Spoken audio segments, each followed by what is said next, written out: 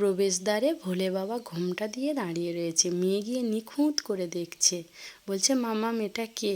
বললাম ওটা ভোলে বাবা ঘোমটা দিয়ে দাঁড়িয়ে রাসের দ্বার রক্ষা করছে। শুভ সকাল বন্ধুরা, সবাই কেমন আছেন? আশা করি সবাই ভালো আছেন, আমরাও ভালো আছি। চলে এলাম ক্যানিং মেলাতে, রাসের মেলা। তো রাসের মেলায় এসে প্রথম কাজ হচ্ছে ঠাকুর দর্শন করা।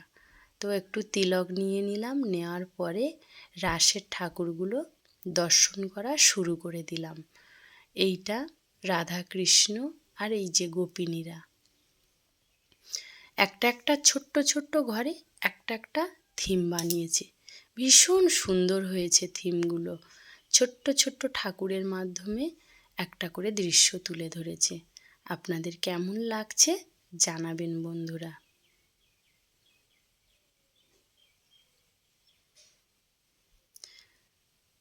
আর এদিকের দ্বিতীয় দ্বারে পার্বতী মা দাঁড়িয়ে রয়েছে, আর মাঝখানটাতে ভীষ্মের সরসজ্জা বানিয়েছে, আর একটা গাছের উপর ওই যে কৃষ্ণকানাই বসে রয়েছে, আর চারধারে ছোট ছোট ছোট ছোট ঘরের মধ্যে একটা করে থিম বানিয়েছে। ভীষণ সুন্দর হয়েছে, ভালো লাগলো।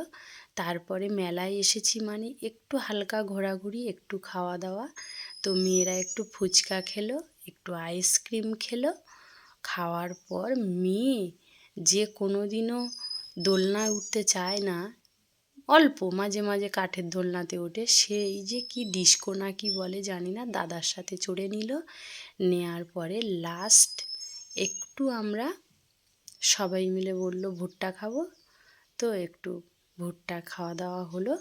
আজকের ব্লগটা এই পর্যন্ত। সবাই ভালো থাকবেন, সুস্থ থাকবেন।